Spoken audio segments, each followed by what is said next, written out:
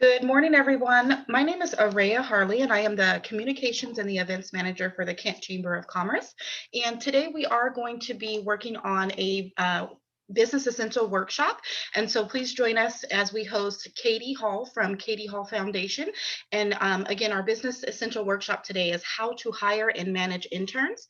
And this conversation is going to be recorded and available to view either via YouTube. If you've registered for this event, we will send you the recording and any slides with Katie Hall's contact information. We will have that available for you. And again, thank you all for joining us. We will begin in just a moment. I'll go ahead and give Katie Hall the floor. Thank you. Thank you so much, Araya. I appreciate you. It's so great to see your beautiful face. I haven't seen you a lot in person this year. Right. And thank you so much to the Kent Chamber of Commerce and to the individuals who made it here and everyone else who will see it later digitally. I am KD, I'm Katie Hall, and I am excited to be here with you to talk about a skill set that I think we mastered through making a lot of mistakes. And that's really hiring interns that are able to do the work that you're hiring them to do, but then also be able to build a reciprocal type of relationship. And so I'm so excited to meet with you all. And with that being said, I'm going to go ahead and share my screen so we can move over to the presentation. As I mentioned to you before, I'm the co-founder of Katie Hall Foundation. And one of the things that we do at Katie Hall Foundation is we really, truly, I feel like empower the workforce. And it starts with girls as young as high school and work all the way up. So one of our slogans is that we empower, educate women from the classroom all the way up to the boardroom. And Katie Hall Foundation has had 6 years of college ambassadors, even 1 year of remote college ambassadors over in Michigan, which is my hometown, over at University of Michigan. And we've had so much success. This picture is a picture highlighting our 2019 cohort of college ambassadors. And this was the year that we end up winning an award, the #1 educational program in the state of Washington from Providence. And it was these young ladies that you see on the screen here is the reasons why we won that award. So initially, when we first started thinking about interns, it was with the incubation of us starting our own business and knowing that we didn't have the capital. And so some of the things that we thought of, wow, how can we get work done? What can we learn? And all politics aside, I'm not talking about politics, but I'm talking more about strategy. How could we learn from the 2008 Obama's win to the White House? One of the things that I did is I really studied that election and I studied how he won. And one of the things that he did is he really impacted young people. He really went to the colleges and he had a masterful plan and he really engaged and inspired a lot of young people. As a result, those young people were able to go home and talk to their parents and talk to their grandparents. And so when we started up Katie Hall Foundation, a lot of it was, we figured out, like, based off of how the Obama administration really used their strategy to be able to come in to the White House, it was with young people. So a little bit about me.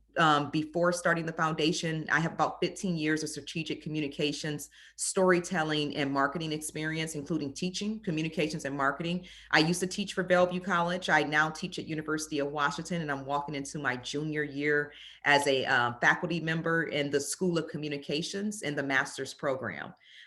I teach the art of communication. I also teach change management.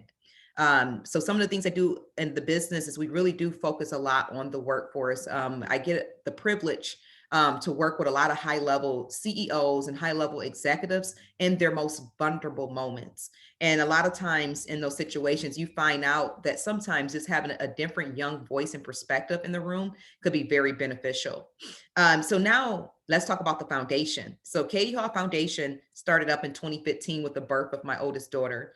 It became really crystal clear to me at that moment that in order to make sure that my daughter and girls like her have a stronger foundation into getting into the workforce, into the type of positions that they want to get into, or being able to start their own businesses and have capital.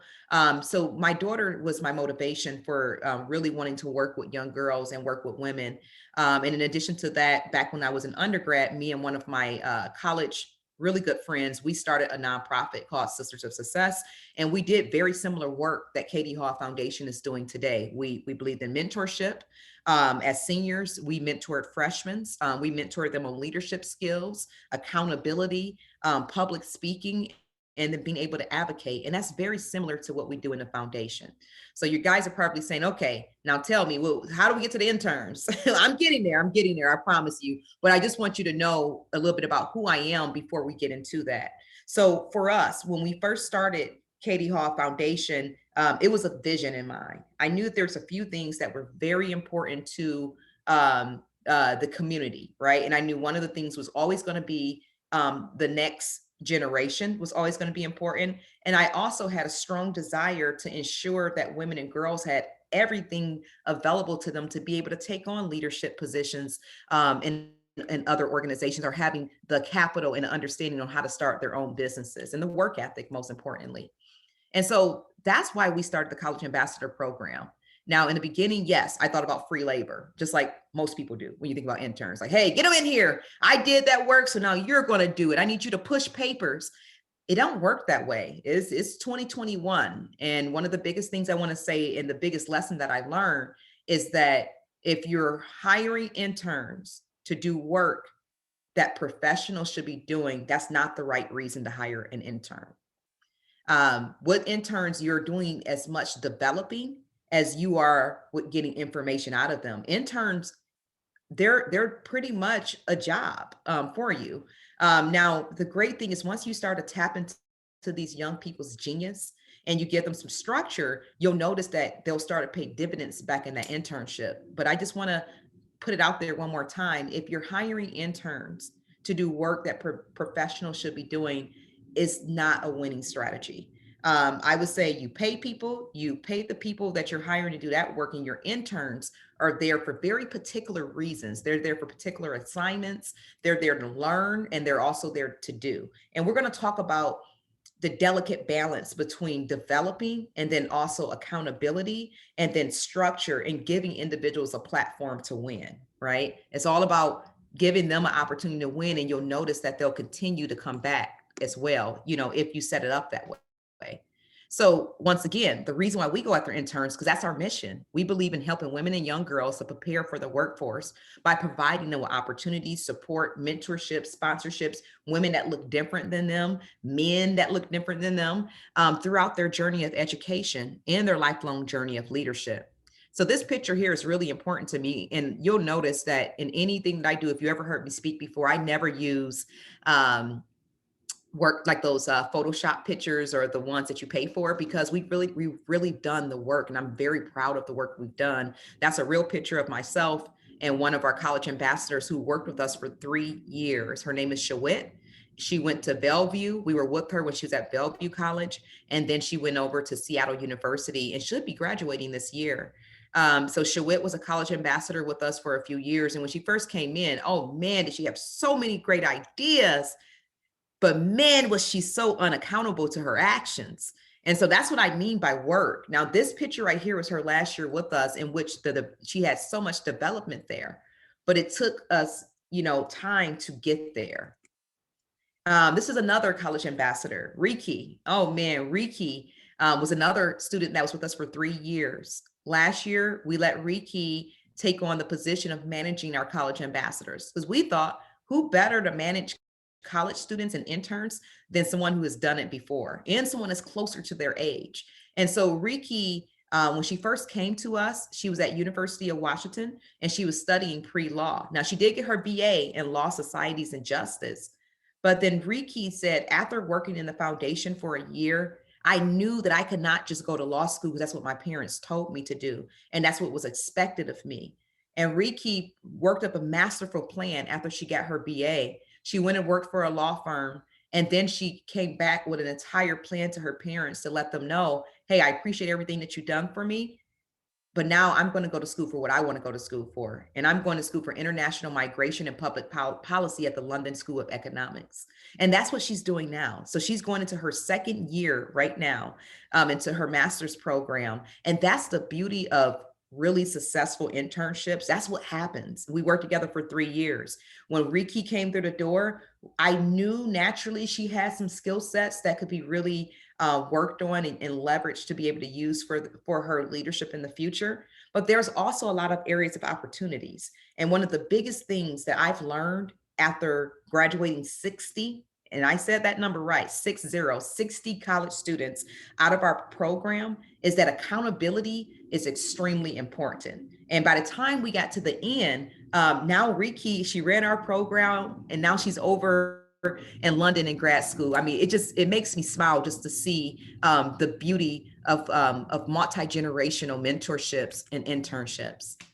Leah, oh man, Leah was with us since 2017. Leah worked with us as a college ambassador for 3 years in a row. In addition to that, Leah was also hired into our actual business, Katie Hall Communications, once she graduated. When Leah graduated from college, I remember she applied for a position. And I remember after the interview, she called me and she was just like really, really sad and was crying almost. And I said, well, Leah, what happened? And she said, well, the lady told me that I wouldn't dare get this job because I don't have any experience and I don't know how to tie in the work that I have done within my academic career and within my internships to the actual work here in the workforce.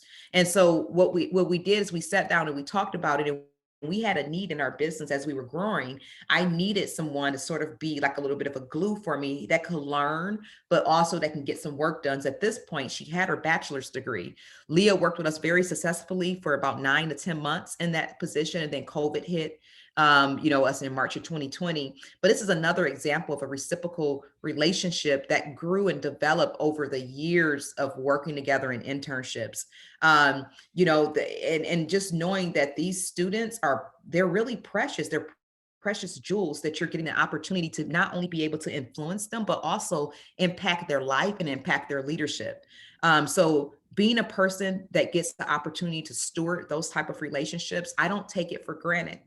And I think that it's very important that if you are going to bring in young people into your businesses, that you don't take it for granted either. And so there's a lot of questions to think about when you start thinking about interns.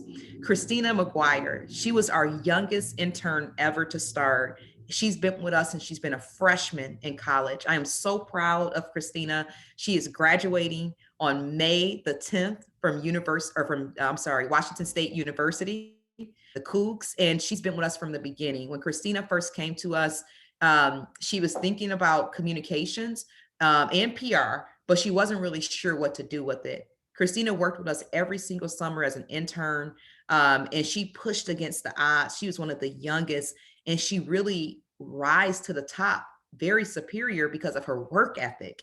Christina was someone, this is a relationship. Christina's been worked with us for, 3 years. She'll be graduating. She's been a college ambassador every single year.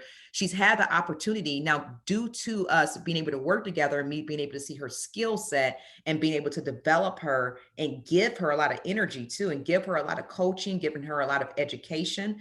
Christina was able to write for Governor Locke with me before within my business. She was able to write for high level leaders within other organizations. She was able to have one-on-one sit downs with the former chief of police, Carmen Best. She was able to be a part of almost everything that I was a part of over the last 4 years.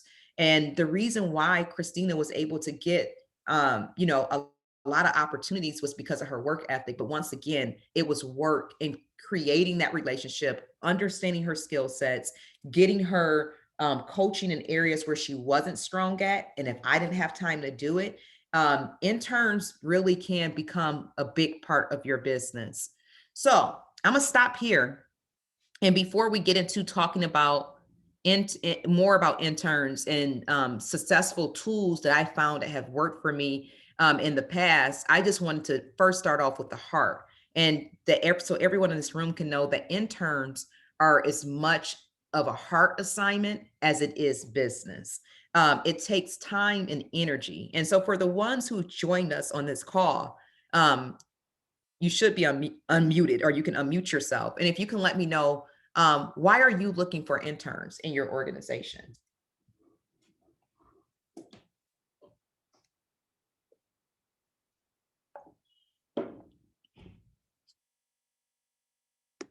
I don't hear anyone. I don't know if someone's talking, but um, if one of you want to unmute yourself, or Araya, even if you want to, why are you looking for interns, and why are interns important to your business?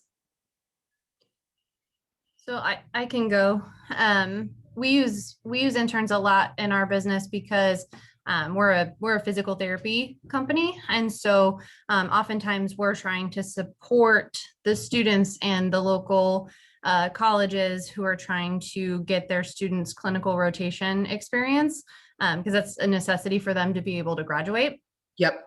Obviously, it's beneficial for our company because we get to teach, which is kind of fun. But also we're helping develop new clinicians, good clinicians, ideally. And, it's just an extra set of hands that we don't have to pay for, which means we can see a few more people. We have a little bit more flexibility in our schedule, and it's been beneficial for both parties. Absolutely. Absolutely.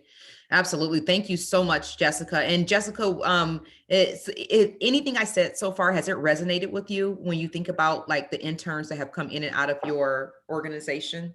Oh my gosh, one of our favorite things is that if we can actually hire an intern, I mean, half of our training is already done, right? It's been a super long interview process, so we know that it's going to be a good fit, versus a lot of people, if they're just coming in for an interview, it can be a real struggle because you have this great interaction, once or twice, maybe even 3 times before you commit to coming together.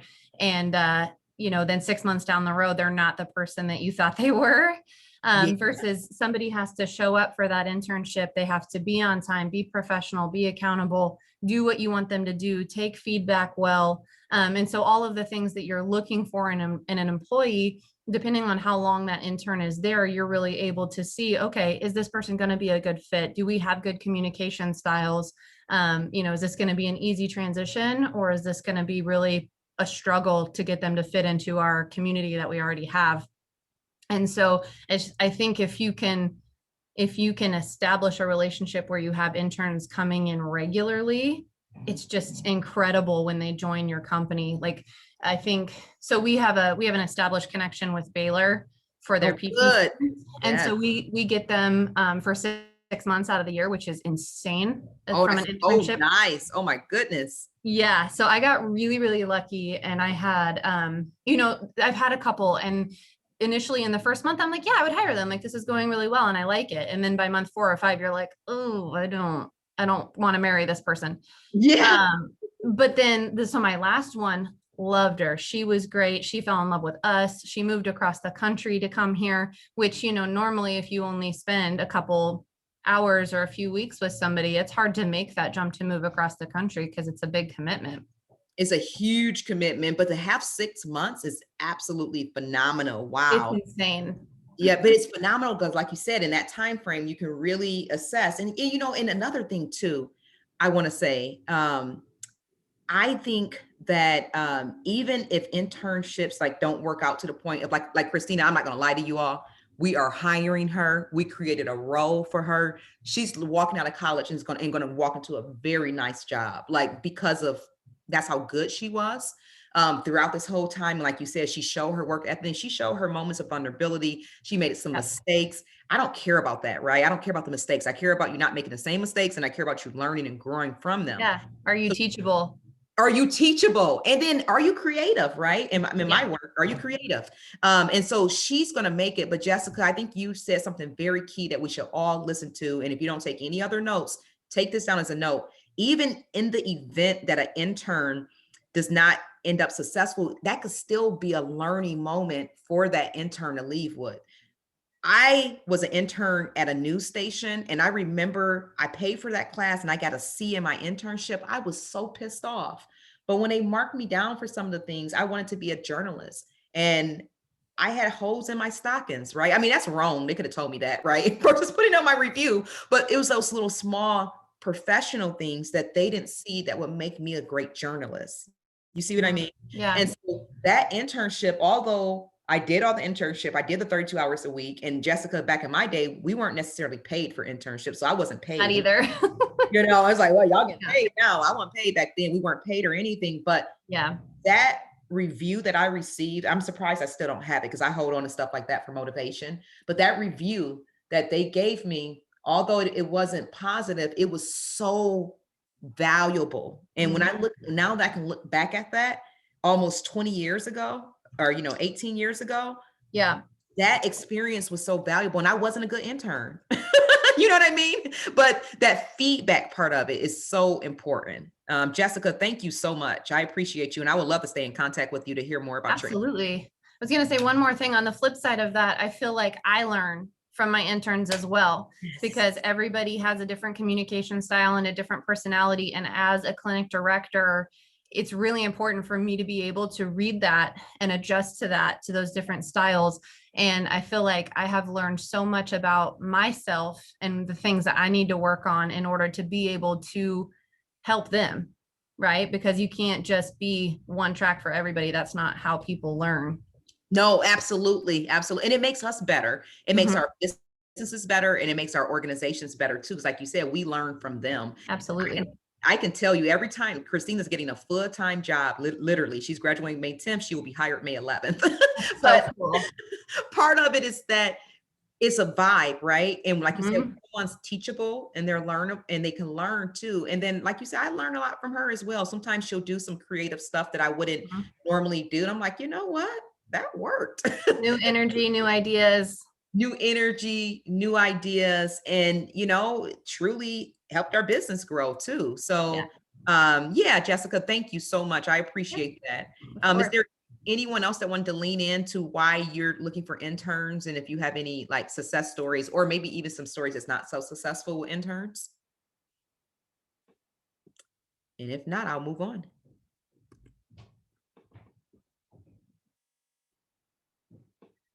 So as you just heard, Jessica and I having a little bit of commentary, we pretty much talked through this slide.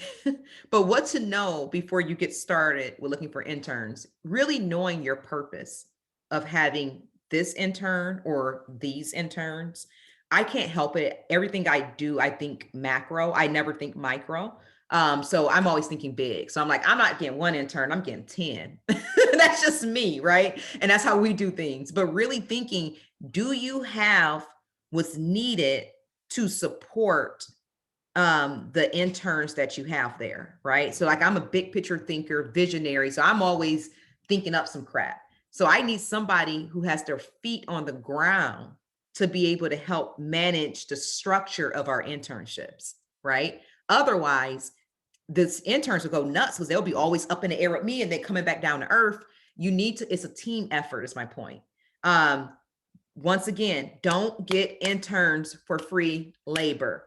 Sometimes it works, sometimes it doesn't work. We've done it both ways. And I get it. Sometimes they do need that to complete their programs. And we've done that too. And we took advantage of that as well. And sometimes, like even at UW, sometimes the schools will pay the students to come work for you if you're a nonprofit. And if you fit in a certain threshold, that's different. But what I've noticed, and I'll just say this is a gut reaction, and this is also an experience reaction.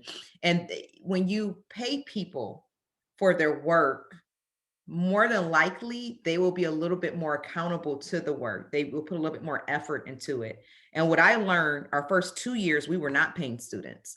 And there's a lot of ownership to the work that should be the foundation's work, or a lot of like grudges that came about, even though it was clear that we weren't paying. But when you don't pay people for their work and the type of organization that we have, and that's part of our core values, we have to pay. You see what I mean? So once again, this is Keela. You can do what you want with information. I would not get interns for free labor. Now, I've had this before too, at Bellevue College, for example, their IT students, they normally need to do internships and they can't get paid for them. And it's part of like their graduation package. That's different. The school said you need this to graduate, come on board, but just know, give that person that one assignment so you don't get disappointed by giving them too much. Don't get interns to fill in work of professionals. I've done it. I have done it. I have done it all. And what I'll say is that sometimes it works, sometimes it doesn't work. But remember, internships is as much teaching as it is of passing out assignments, okay? It requires hard work and time commitment, like Jessica said earlier, on both ends. The goal is to provide a great experience and to hold them accountable. If you don't hold interns accountable, and I've had this too, where I even last year, I remember an intern asked, well, would I get the whole amount of the stipend, although I didn't do all the work? No. What make you think that's okay? So being able to have clear objectives, a clear plan, clear statement of work, what they're doing and what they're being paid for is very important on the front end. So having that real basic HR system, like treat them the same way you would treat any employee that you're hiring into your organization. Take them out. Don't try, one of the biggest, one of my biggest pet peeves just throughout life is when people only treat people good when they feel like it's something they can gain from them. I'm gonna tell you something, you can get a lot of loyalty and value from interns. So like for me, before COVID, I would take each intern out to lunch or breakfast or minimum, let's go walk together. I need to get to know you. Who are you? What makes you tick? And I think that's why I'm very grateful, because most of these young ladies, they come back to me. I don't have to go looking for them. They come back because it's a relationship. You know what I mean? And so just being able to establish some form of relationship is very important. Okay, I'm just going to check that message. Sorry, I know I'm just running my mouth. Oh, absolutely. Perfect. Thank you, Jessica.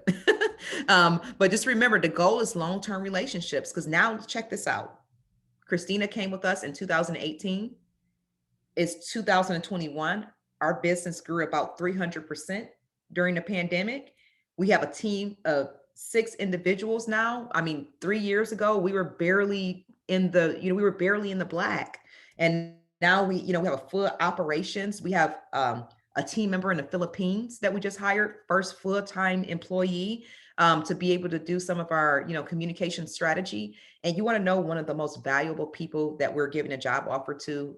Christina. She's one of the most valuable. I trust her. Okay. And trust is not something that's easy to build. Christina has the least amount of experience. That was her at the beginning, but she will definitely be a key player in our business because she has showed up. She's learned, she's taken coaching. You know what I'm saying? She's pushed back appropriately when needed. And she's also held herself accountable. That's what's important to me. And I found that that's what's successful for internship programs. Have a plan to start. You got to have a plan. You got to, what do they say? Have a plan and then work your plan, right? Create a plan and then work your plan. Learn about interns and the purpose of them being in that internship. Learn about skill sets that create successful leaders and workers. And then, my thing is, especially if you pan them, you better be, if you're investing your energy into them, look at them in some ways is that you want to get a little bit of retention. I mean, I put a lot into Christina, and I'm very grateful to know that we'll be able to get retention out of her now. She's graduated from college. It's a investment. It's a reciprocal relationship, right? So we're both depositing coins in each other's accounts. But I know that if I'm in a jam and I text Christina, she's either going to let me know very directly, I can't do it, and it's because of this, or I got you, right? So for me, whenever I get put on to something big, you better believe that Christina is within an arm reach away, right? And many interns, I'm just using her as an example. But, learn about their skill sets, learn about what they really want to do. And another thing too, don't be afraid to let them fly when it gets to that point of the relationship, if these are long-term internships. Earlier this year, the Women's Commission, which is one of our clients, they needed a graphic designer, and Christina's been working with me, for years within my business, and she needed to start her own business in order to be able to get that assignment. And so what do? I'm like, Christina, it's time. And we started a business. She started her business over that weekend, and I was there with her as a coach.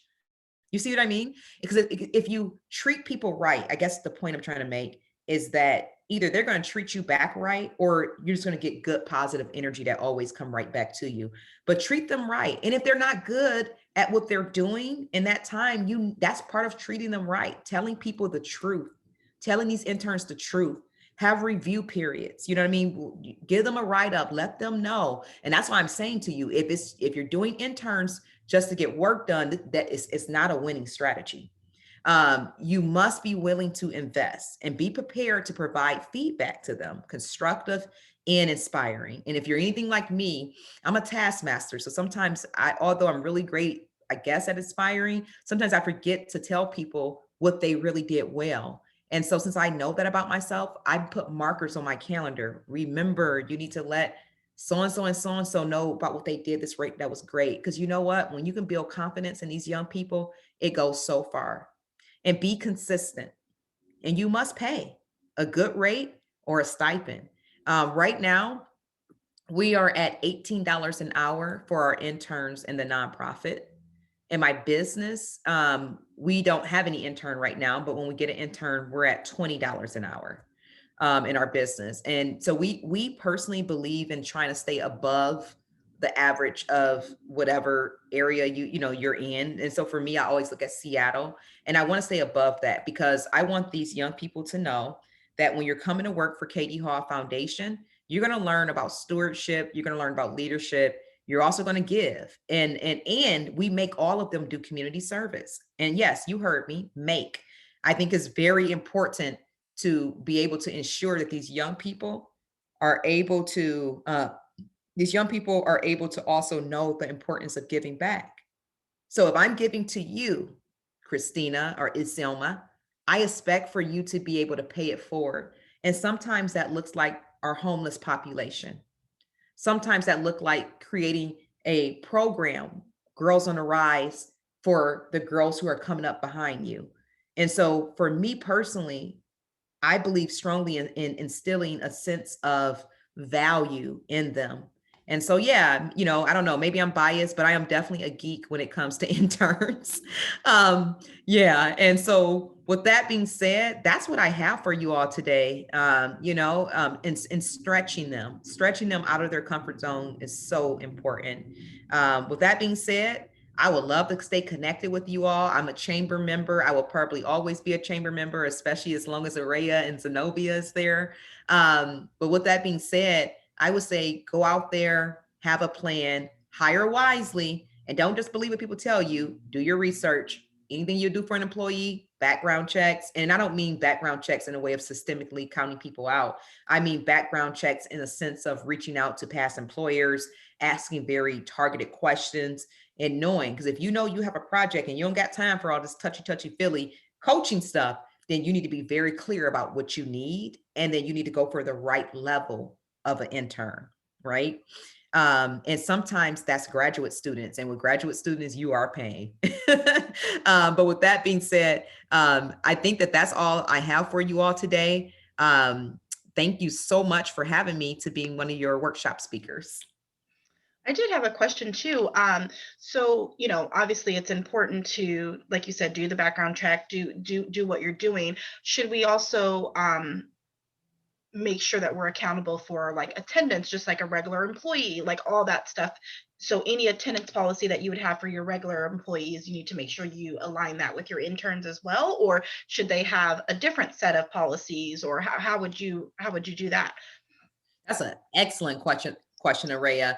Me personally, in our program, because we are preparing them for the workplace, I treat them as if you are an employee, you're getting a paycheck, and I expect for you to be here, and this is my expectations. But one of the things in the very beginning, when we first started doing this, because I just jumped in it, right? We didn't have like their statement of works worked out for them so they can know in advance. And I think that was some accountability I need to put on myself. And that's why the next year we end up having somebody in there that had a different skill set than me, that was able to ground us more on the ground. And we kept building from there. And then the great thing is, since they kept coming back, like I went back into the program, then they were able, especially that 2019 year was it was like a phenomenon. It was like Thriller, right? For Michael Jackson. It was that year where a lot of the students came back. Everybody was able to hold each other accountable. But yeah, we have a policy. They sign contracts. We give them contracts. We have them sign the contracts. I put them on 1099s. I'm not paying your taxes. You paying your own taxes. You got to learn. You know what I'm saying? You are an adult, or you're about to be an adult, right? So you're going to do everything. Now the younger girls, like the high school girls, we just give them stipends so they don't have to worry about the whole tax thing. But even with them, contracts, baby. I'm not playing with them. Yeah. Yeah. And learn how to read Yeah. them. And learn how to read them, right? And if you don't know how to read a contract, like I was always cheap in the beginning. But no, I have a lawyer. Anything go wrong, here, lawyer, look at this contract. I need you to be able to look at this for them. And then another thing, I just want to say one more thing. With the interns, I always believe in bringing in other credible messengers, though, to talk to them at times. And so, like, for example, if I really want them to know about negotiation, I'm going to probably bring in a lawyer to talk to them about negotiation. I'm a great negotiator. I'm a great business negotiator, and I'm going to talk to them about that. But like trying to get people in there, I guess what I'm trying to say, if you have just like one intern, have a set amount of time. In that time, have development and leadership worked out within there too. So maybe that's them going to do a ride along with the CEO for an hour. You know what I mean? Just being a part of her meetings, just watching how she moves, being able to work with you on looking at the marketing strategies for Kent, right? Like this really laying out a plan for them, like for real. That's the way you can be successful, I think. Good. Thank you. Yeah. Jessica, did you have a question or a comment? Oh, no, I was just gonna say that I thought the negotiation part, it's really good for them to have a lower stakes opportunity to negotiate for themselves and try, because if whether they're going to stay with you long term or not, they need to learn how to stand up for themselves and what's important for them. And if they don't have, like, that's where that contract is awesome, because it's black and white, and they could say, well, hold on here, I don't understand this. And you guys can talk through why it is the way that it is. And maybe you need to change, or maybe they need to change, or maybe it's not the right fit, but it gives them the opportunity to do that. Versus, I know when I was first starting out, like, I'm not a confrontational person. So if somebody comes at me with a salary or these are your benefits or whatever, I'm like, okay, like, even if I don't necessarily agree with it, it's hard for me to be like, well, hey, I'm worth more than that. Or, like, I'm confused about why this might be, or whatever. Like, this just kind of gives them the opportunity in a low stakes format to stand up for themselves and practice that. I agree. I couldn't agree with you more. I really couldn't, because I can even think of times like being younger when I know I deserve more, but I'm like, I don't want to say nothing because I need the job. And, and then so after a while, you got to just try it. Right. And that's one of the things, Jessica, that we do. We walk them through a whole negotiation series, and we make them practice because we do a group. Oh, cool. Yeah, we do a group at one time. So it's like easy to make them practice with each other. But because like you said, I remember like a job that I got at University of Phoenix, as a matter of fact, they offered me, I think this is, 14 years ago, they offered me $32,000. And I remember I called a guy, I said, I understand that that's what you're offering, but I said, I'm worth more than that. He said, what? And I said, no, I am. I'm telling you. I said, I guarantee you I'm going to outperform everyone else that's on your team right now. And I said, I can't go under 35,000. And then he was like, I like you. He didn't give me 35, but he gave me 4,000. And it was a $2,000 difference. But for my self-esteem, I needed that, right? To be able to walk through the door and being able to, and I really did everything I told him I was going to do. And then he laughed later, like, oh man, I'm so happy we gave you what you asked for, because you were right, and I think it was I was scared. I really needed that job. If he would have said, no, we don't want to hire you, I would have been screwed. But at the same time, when do we practice? Mm-hmm. Yeah. Also, like, what did that show your employer? Right. Yep. You took less than you said you would take, but you stood up for yourself, and that shows him that you really want this position and you're willing to fight for it. Yes, absolutely. Absolutely. I like you, Jessica, man. You're coming into our internship program this summer. You're going to talk. Yeah. But no, you're right though. And I think, Jessica, and I'm sorry, Ray, I know you're going to say something, but Jessica, I think that's the energy that we have to put off to our interns, that right there, because if we make it better for them, it's going to be, I have a 6-year-old and an almost 3-year-old. And if we make it better for them, they're going to make it better for my kids. That's how I'm looking at it. And it's better for the employer too, to help with that negotiation, or learn how to respond to a negotiation, or, be able to do that. When I was in the position of negotiating, me and my boss, prior to this, not this job, but like 10, 15 years ago. And we would have regular meetings about my salary. Like, let's talk about this on a regular, I was in sales. And so we're like, well, let's talk about this, and where do we need to be, and where do I need to get to this number?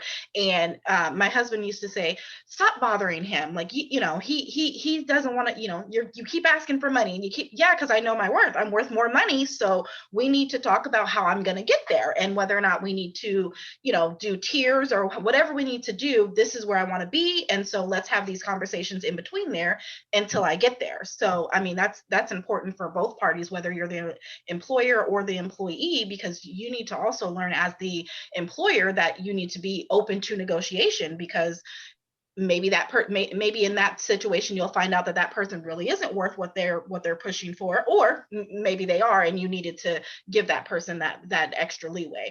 I mean, I think it works both ways, because you might find out that maybe they weren't quite worth, now that you're going more deep into what they're asking for, or what you want them to do, you realize, well, maybe they can't hit that mark, or the other way around, they're exceeding that mark, so they deserve more money, and therefore you be able to keep them longer. You got to be able to. And if you're not transparent about that, then your employee is going to be unhappy, or the employer is going to be unhappy, and sooner or later you're going to part ways. But if you can have that up front, then you don't create that toxic environment of I'm not willing to communicate with you, or this isn't a safe space to communicate. Because sometimes you're going to have times where maybe it's not best for both parties, and it's okay to be able to say that if you guys are comfortable having that conversation. But if it gets swept under the rug, it just gets negative so fast. I feel like it gets negative very fast if it gets swept under the rug. And then plus, I think both of you said it makes people work more. It makes them feel more valued. And like, that's the thing, like even our new communications project manager, I'm so happy, guys, first time getting somebody full time and at that level, but he pushed back and he said, I need this. And if I this, then I am 100% in. And for me, I appreciated that. And you know what? We gave it to him, and we gave him that little extra that he wanted. And for us, it's not a big deal, but for him, it's a huge deal, because, our dollars over in the Philippines is, triple, quadruple, you know what I mean? Like, seriously. I would say that too, for people who really need help, and you're getting interns to do work that real professionals should do.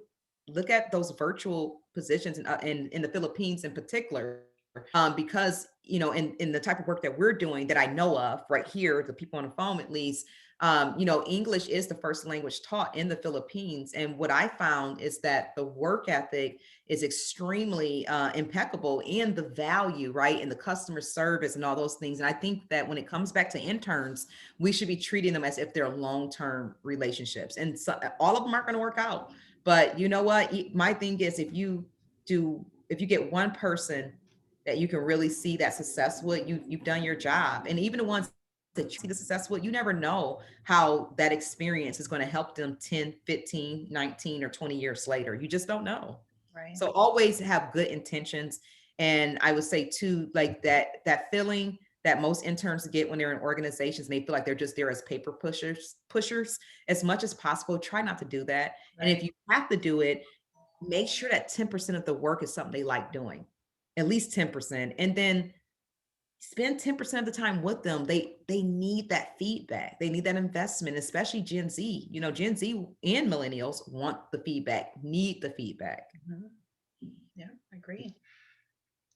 Yeah, that's it. Araya, I don't know if there's anything else you to go over, but this was a wonderful start to my morning. Yeah, no, I truly appreciate you presenting for us today. I don't have any additional comments, but like I said in the beginning, I'll make sure that this recording gets sent out to you guys so that you have that with the slides, as well as Katie's contact information. If you have any questions, you can reach out to me or to Katie directly, because again, I'll have those slides for you. And again, thank you for joining us and being interactive. We enjoyed you. And again, thank you, Katie. We appreciate it, and see you soon.